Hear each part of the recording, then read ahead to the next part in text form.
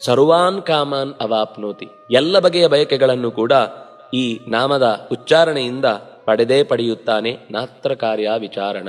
ಈ ವಿಷಯದಲ್ಲಿ ಮತ್ತೆ ಇದು ಹೌದಾ ಅಲ್ವಾ, ಮಾಡಬಹುದಾ, ನಾವು ಮಾಡ್ಬೋದಾ, ಹೆಣ್ಮಕ್ಳು ಮಾಡ್ಬೋದಾ, ಗಂಡ್ಮಕ್ಳು ಮಾಡ್ಬೋದಾ, ಇಂಥವ್ರು ಮಾಡ್ಬೋದಾ, ಈ ದೇಶದವ್ರು ಮಾಡ್ಬೋದಾ, ಈ ಭಾಷೆಯವ್ರು ಮಾಡ್ಬೋದಾ, ಈ ಜಾತಿಯವ್ರು ಮಾಡ್ಬೋದಾ, ಯಾರು ಬೇಕಾದರೂ ಭಗವಂತನಲ್ಲಿ ಅತ್ಯಂತ ಪ್ರೀತಿ ಇಟ್ಟು ಗುರುಗಳೇ ನೀವೇ ದಾರಿ ತೋರಬೇಕಾದವರು ಅಂತ ಶರಣಾದರೆ ಅವರಿಗೆ ಖಂಡಿತ ಈ ಮಂತ್ರ ಫಲಿಸತ್ತೆ.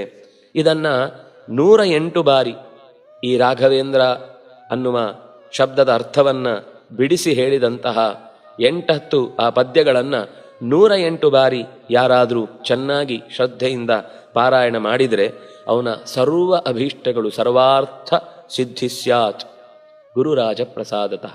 ಕೃಷ್ಣನನ್ನ ಭಗವಂತನನ್ನ ಸಾಮಾನ್ಯವಾಗಿ ಜಗದ್ಗುರು ಅಂತ ಕರೆಯುವುದು. ಗುರುರಾಜ ಅಂದರೆ ನಿಜವಾಗಿ ಕೃಷ್ಣ.